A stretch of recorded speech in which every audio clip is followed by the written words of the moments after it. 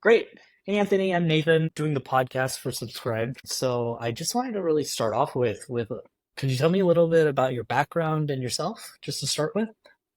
Yeah, absolutely. Thanks for having me, Nathan. It's great to be on the podcast. And yeah, so I'm Anthony, product lead and founder at Feesible. But my background, I'm blessed to live in lovely Sydney in Australia here. Live with my lovely wife and two great kids. I love to surf, run, mountain bike riding, soccer, all sorts of sports. It's good to keep my weekend busy, and I also, love creating things that can kind of make an impact around my world and maybe broader. Oh, my background as well. I suppose I did the uni thing, and I've done the 9 to 5 kind of corporate world for a little bit in small business, and been involved in a couple of startups here and there.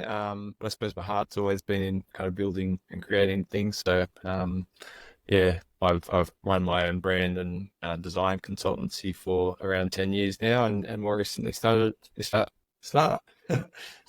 Nice.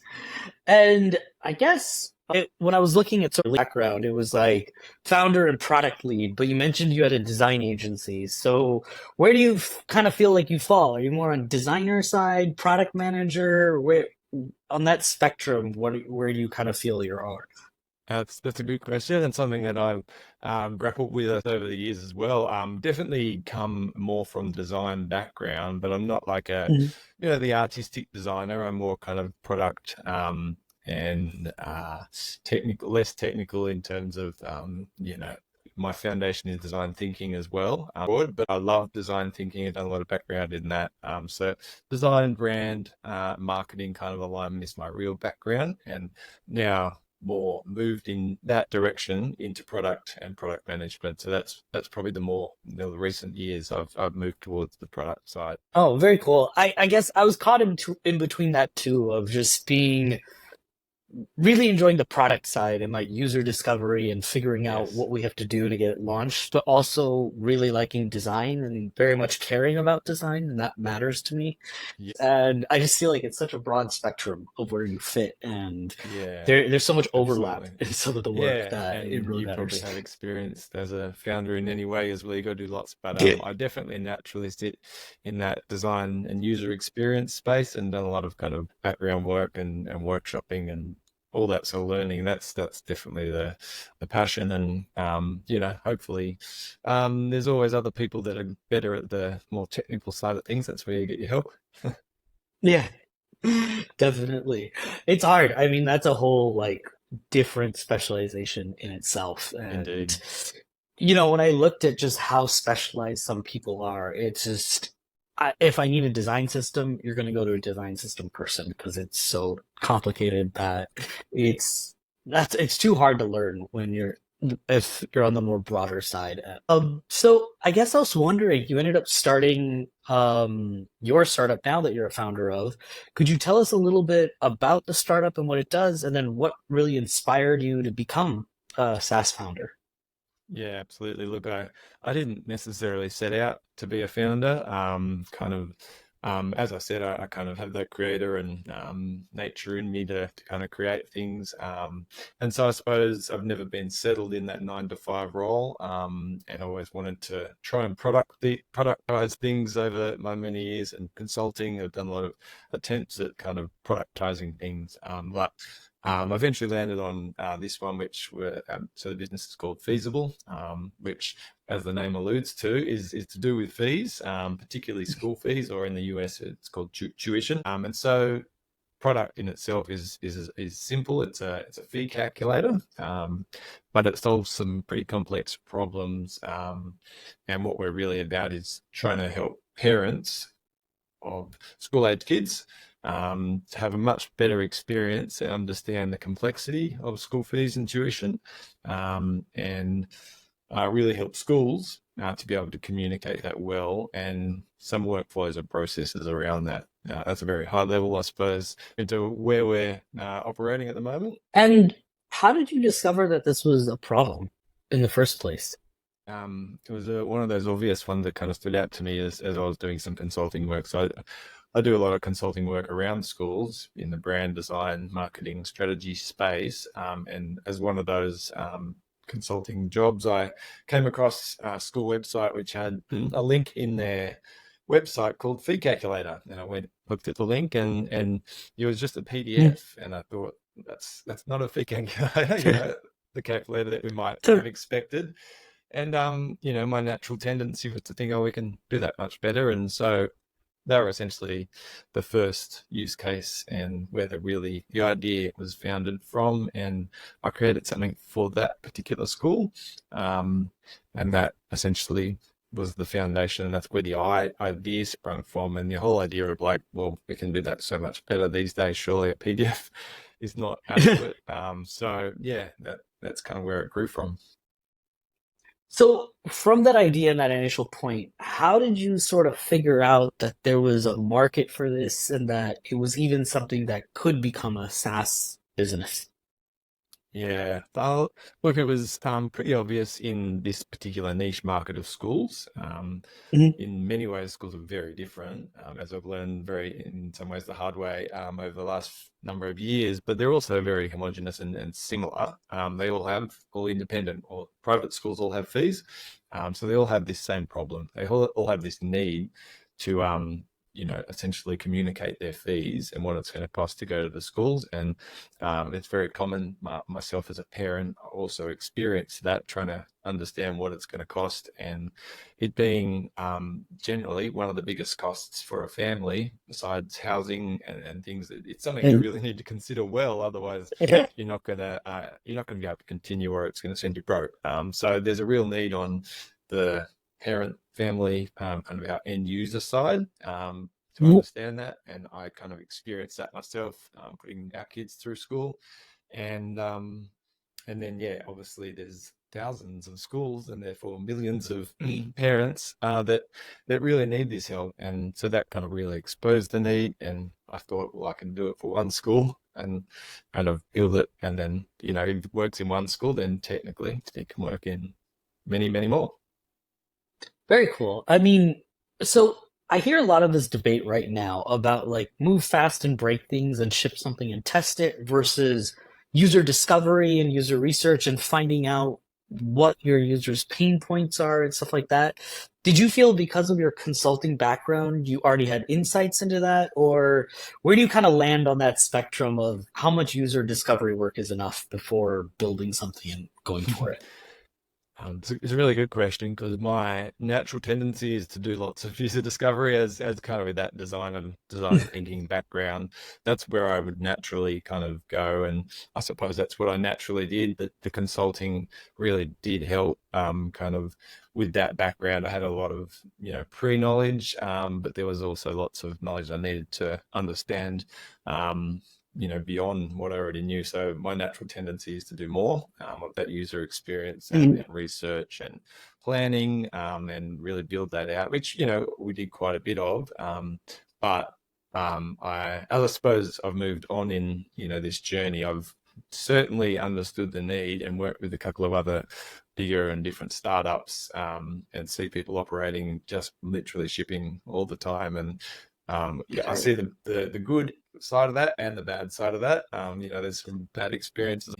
Have experienced pretty, in terms of you ship something, it's not quite user fit, and you either get churn, or you really have to go back to the drawing board and really push it again, to rebuild in some ways. So um, yeah, it's a real balance, and I suppose it's probably unique based on the market and how fast you need to move for competitors who's doing something similar, or also just the customer need. And it's often driven, I think, by revenue, as in, I mean, there's a big deal that you got to land and a new feature that has to be part of that. And I see that's often the case where, a company or a startup will push something really hard just to get that deal over the line, but may not have thought it through that well. That makes a lot of sense. And I guess just in your experience, roughly, for a tool like yours, how many people do you feel like you should talk to before to really feel comfortable with you've done enough? I mean, in yours, just trying to put some numbers around it for other people, where what's enough? That's a tough question enough. I suppose for a tool like ours, and depends on your strategy and your go-to-market plan in terms of whether you're doing a beta and really going through a long testing phase and kind of doing a POC or a MVP and really trying to feel that market out, or you just got to launch something really quickly. Yeah. I suppose we by way of experience, we had 10 customers or schools, which we put on beta for 12 months. So they were free, and we just ran them through and did a lot of learning and iterating through that process. So that's kind of small in terms Mm. of the market. That we were, and our network that I had at the time was quite easy to find those 10, and they were close as well, so I could talk to them pretty easily, Yeah. rather than hundreds or thousands where so that was kind of intimate, I suppose, in that sense. I could kind of really bounce around feedback, get ideas, push out new features and say, what do you think? So it was an iterative kind of process of that beta group, which was quite helpful. So it might depend on, if it's a B2C or, the size of the Yeah. market. You might want hundreds, really to get a good feel for it. But in this case, it was really helpful because I could actually interact with these people as well. Very cool. And I'm assuming just because it was like a very specific industry and many of your customers are very similar across, that 10 seems like it should be enough if you get really good feedback and can easily be moved to other schools if you've nailed it with those 10. That's right, yeah, and that homogeneous kind of fit. If you can do it well for those schools, then in theory, as a high level, it should replicate pretty easily if you go beyond that. So yeah, again, it depends on how complex, I suppose, the market or the customer need is as well. With all of that research and everything behind you, what were some challenges that you faced in like the early parts of building this business? And were there any mistakes you made that you learned from that you could share that maybe other people can learn from ahead of time? Yeah, look, I think obviously we all work to our strengths in general. So I kind of did that, like you said, with my design background and that research and discovery, etc. I suppose in terms of one of the challenges was, or things that have, with hindsight, I would have done maybe differently. I probably would have. I'm not a salesperson naturally. I've kind of had to become one, Mhm. and so I would have. And I can do it. It's just kind of out of my comfort zone, so I don't just naturally go and sell, sell, sell. But I need Mhm. to tell myself to sell. I have to get myself into that selling mode, and so I would have been a bit more.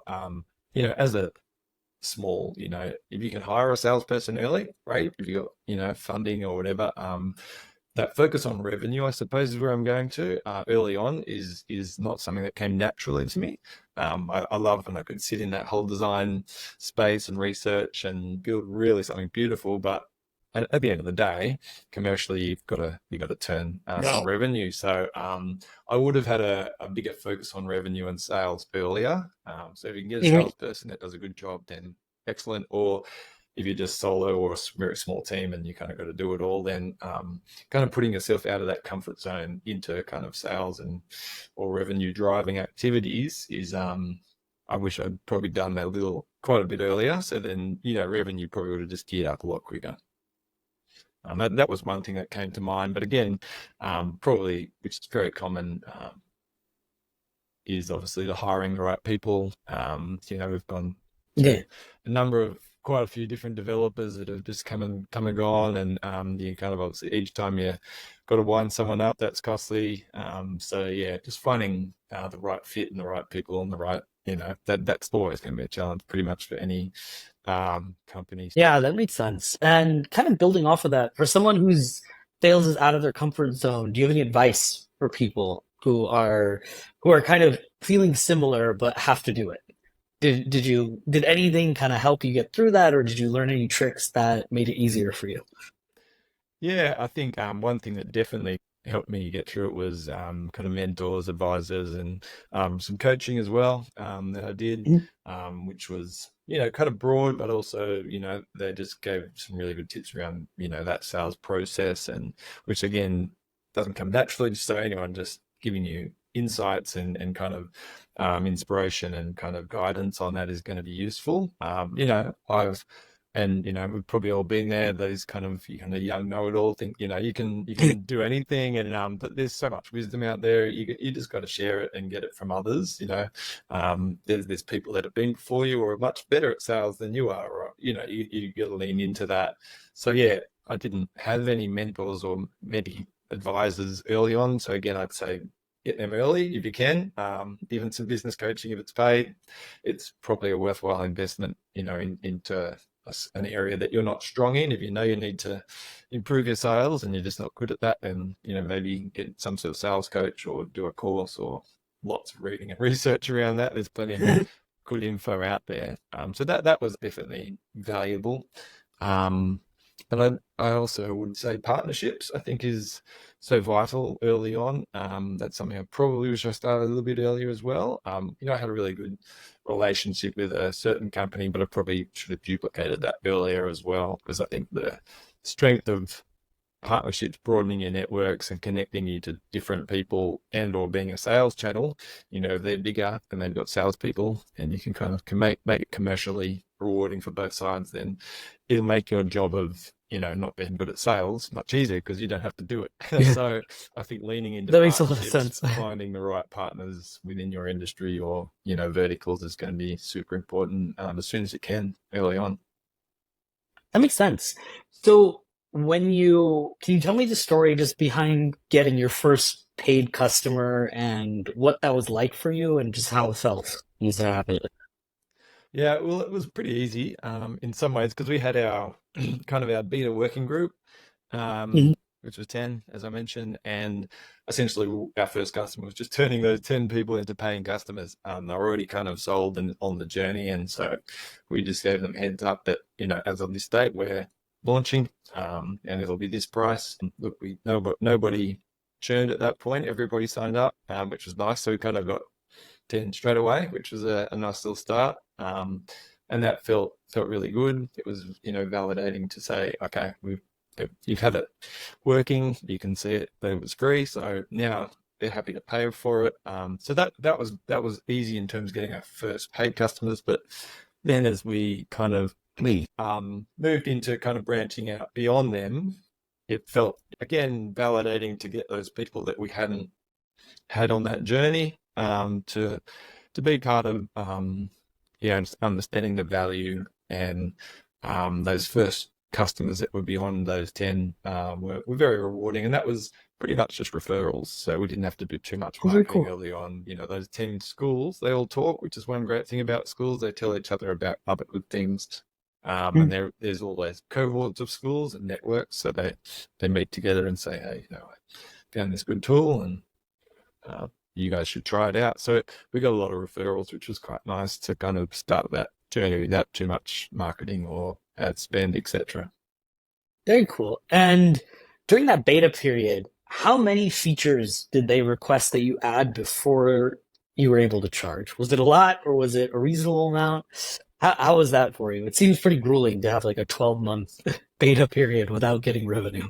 Yeah, yeah. Well, it wasn't too many new features. The product was very simple. I mean, it is Mhm. still relatively simple, which is nice. We're branching out into kind of a different kind of part of the product at the moment, but it was quite simple, and it's which I haven't really touched on. It's very unique. It's kind of first to market in many cases. So the experience was, Very cool. this is way better than anything we've ever seen. So their expectations were kind of low. They hadn't seen another product that does this, that, and the other.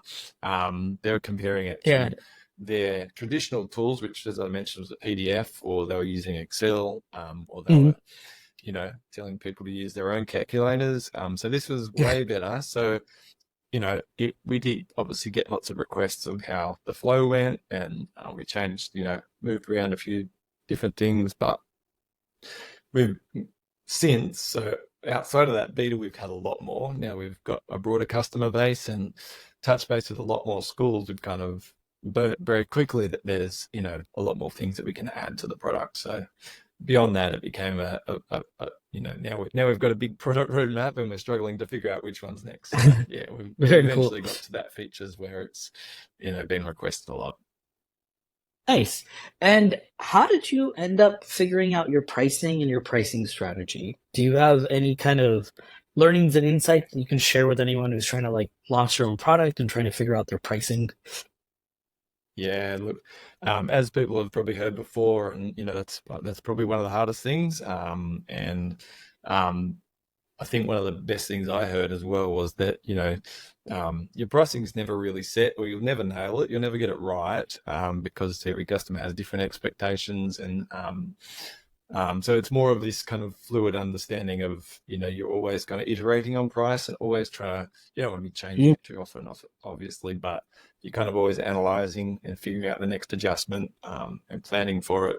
Um, but the way that we did it was really along the mentality of, make it a real no-brainer. So for a simple product like ours, we didn't want price, and because we're early and because we were new, as in it was very unique, as in they hadn't necessarily have any benchmark of price from another product first to market. We were kind of trying to figure it out what it would look like, and so we just wanted price not to be a barrier. So we kept it as a pretty low, Eh, relatively low, to start. So it's just like, oh, it's a no-brainer. Depending on, you obviously did some analysis of budgets of schools and what it would look like for someone to go, oh, but yes, just sell it, like we don't have to think about that. Um, Yeah.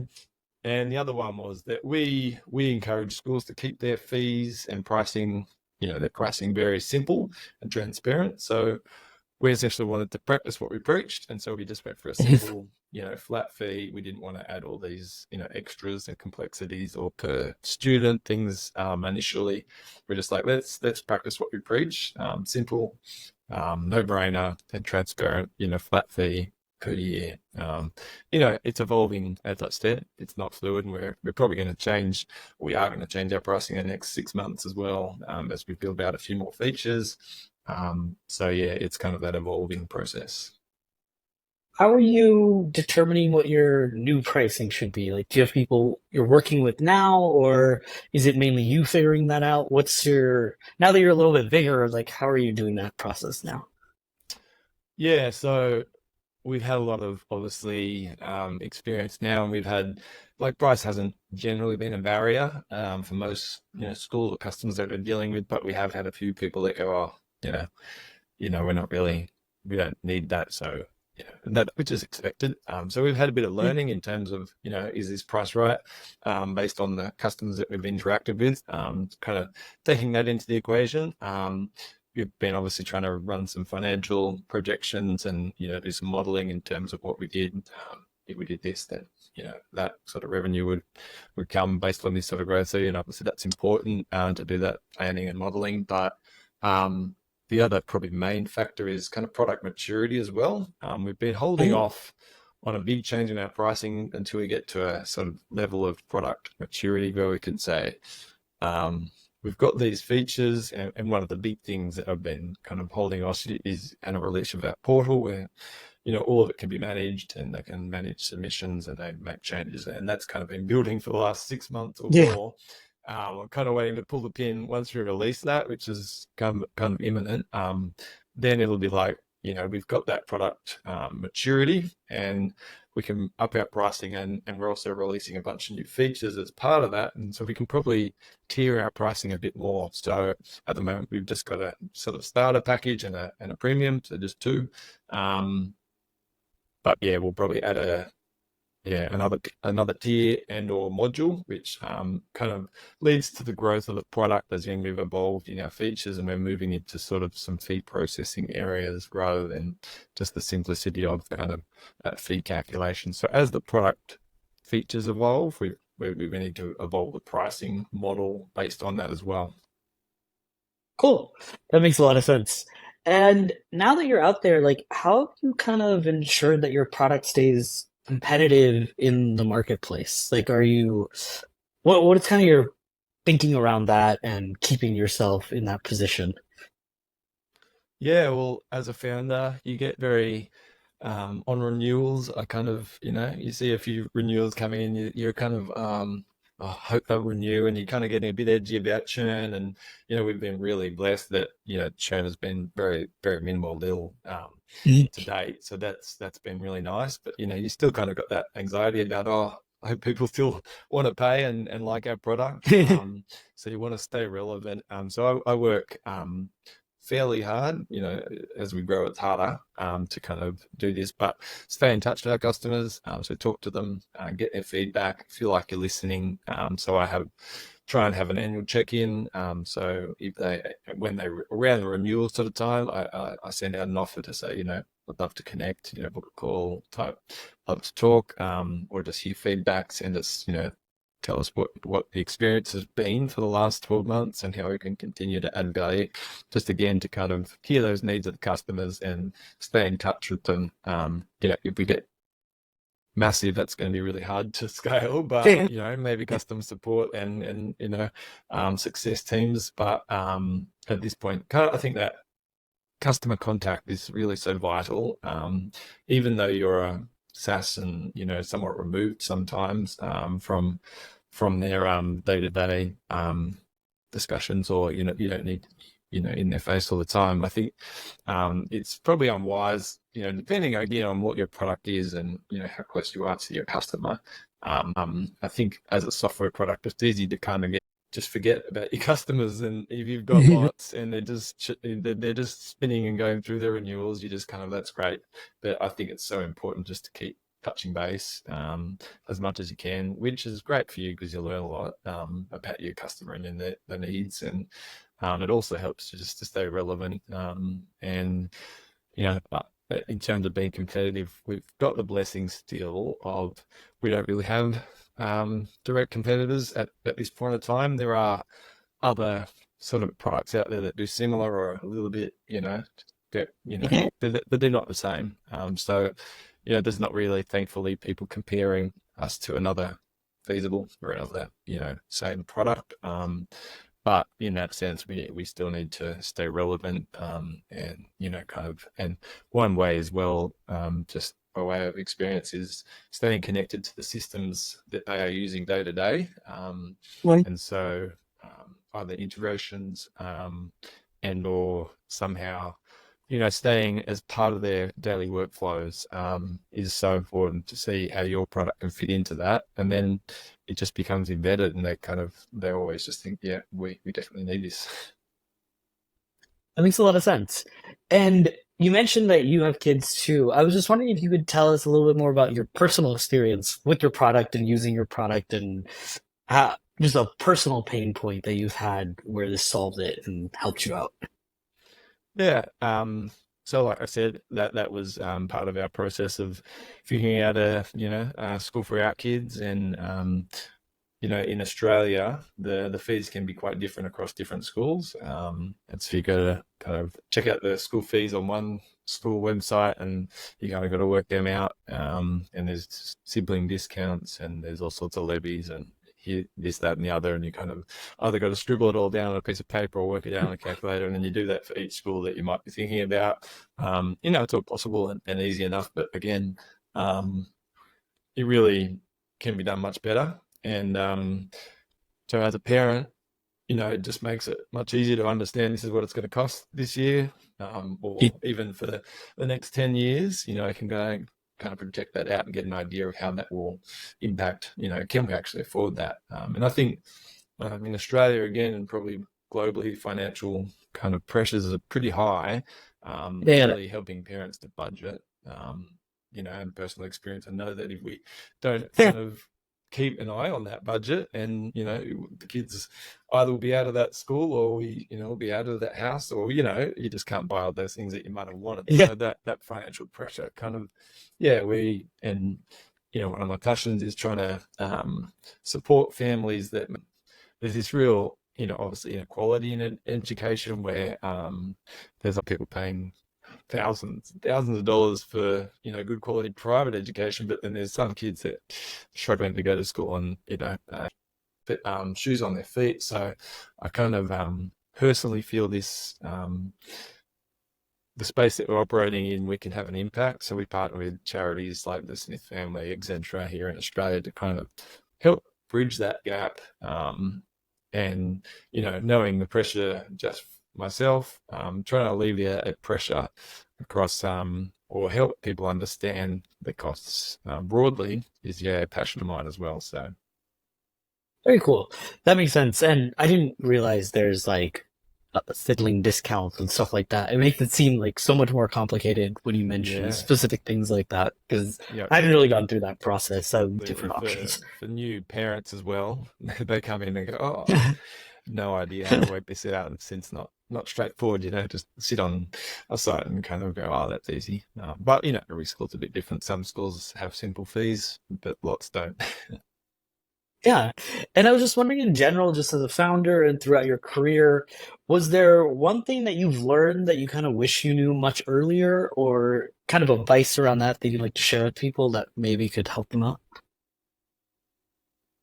Yeah, that's a really good question. Hindsight's obviously good value, and I think I'd probably reiterate the whole idea of mentoring and kind of getting advice early on, and not thinking that you can do it all, and so or you not thinking that you're a know-it-all, as in I'm the best at everything. So yeah, just getting that wisdom and advice, shared advice and wisdom is going to be really really critical, and something I suppose in terms of specific for I suppose founders. I've done a bunch of kind of different cohorts of different accelerators or programs. I think there's this vortex or this suck into, I've got to get funding, I've got to get VC funding. It's very easy to be sucked into that excitement and that hype. And I think it'd be, obviously it's right for a lot of people and it's good. You often you will need funding, but when you're in that cohort, you're kind of all excited and you want to kind of, Yeah, right. I feel like you get kind of swallowed up into this excitement of, oh, I've got to get funding. But I think it's healthy to have a default of like bootstrapping is actually quite good. Bootstrap for as long Yeah. as you can and as long as it makes sense. And, I've seen so many founders that have got funding or heard experiences of that and it'll cost you, that's why Yeah. we haven't yet kind of gone deep into funding. We've got a few little small personal and family rounds, etc. Kind of gone very slow on the funding front until it Mhm. absolutely makes sense because we know it's going to cost us. One, personally, they're going to ask a lot of us, and that's going to be something that we're going to need to commit to even when we go down that road. And I've seen a lot of companies also just the founder had an original vision, and as soon as other kind of people that are quite influential and been successful, they'll kind of drive your business in different directions potentially to get that revenue dollar, because Yeah. that's what they're after. And so I see founders kind of pursuing that revenue because that's where they know the money and the success is, but you can kind of sense this regret of like, oh, we're not on that vision, that kind of path that I really wanted to be on. So that's really Yeah. hard to manage, I think. Something to consider, as you're thinking about funding. Don't jump in too early, I reckon. Take it slow. I think that's really great advice because it's, once you get that check, now you have to justify that valuation number. And Yes. if you don't do it, you're in quite a lot of trouble and your business is in trouble. So, Yeah. and I can see how that, like, check size really kind of reduces that anxiety and makes you feel like you've made it a little bit. But it does Yep. come with quite a lot of cost associated to it that people Yeah. may not Absolutely. fully understand or accept. Yep. Yep. I see it a bit. And do you have any other advice that you would give any aspiring SaaS founders that want to get into this and maybe start? I think, as you're alluding to before, that kind of focus on customers, like it may not come, it kind of come natural, I suppose. It comes natural to someone like me with a design background. But I know there's a lot of either developers out there that have founded something and they kind of may not have that customer focus, or salespeople, or kind of just that kind of real um, driven entrepreneur who's just driven on sales and revenue and great at leading people, etc. But they may not have that focus back on the customer. So I think just the importance of understanding your customer and either if you can't do it again, find someone that's really good at that, and staying in touch with your customer as you grow as much as you can. Don't just leave them all behind, because eventually it's going to come back and cost you, because you'll just lose traction and understanding of the needs. So I think understanding your customer early on is just the key to finding that product market fit, which is hard to find, as we all know, and it probably won't happen straight away. It may never kind of fully land, but the more you Yeah. stay in touch with the customer, the more you're going to get close to that product market fit, which will just make that magic revenue just happen, because once you have that, people will just be knocking on your door. So the customer is just so important. Not just, I think talking to them, I found the value of getting in front of the customer. It's costly. Like, you got to Mhm. jump on calls, or you got to go to events, or you got to pick up the phone. But I didn't do enough of that early on. But now I've learnt the value of it. So I spend almost every day in front of at least one customer, um, just to stay in touch with them, talk about their needs. And I think it's costly, and you need someone to do that as part of a successful business. Very cool. I think that's a good. It's surprising to hear because I know there's a lot of this like customer discovery and user research that it gets skipped over often. But the fact that you're actually making sure that you spend at least one customer a day is, I think that's really good as a founder. Like, a lot of learnings you can get from that, and good to stay connected with them. So that's very cool to hear. And the last question I actually have is just, what are some of your favorite subscription tools that you have and you use out there now? Yeah, look, there's 1,000, isn't there? And it's hard to, as a founder, I was thinking I guess about this, and your top five, I guess. yeah. I think I use a stack of them, but I don't pay for all of them, and I kind of feel this Yeah. conflict as a SaaS founder. Yeah. Like, I feel like a hypocrite. You kind of get the Yeah. free trial, or you use the free plan to the maximum. But I'm like, he's saying, "Well, come on, pay us." So I feel like I have to pay for more of these. But I suppose Yeah. to name a few, I rely heavily on ClickUp. To use that day to day for project management.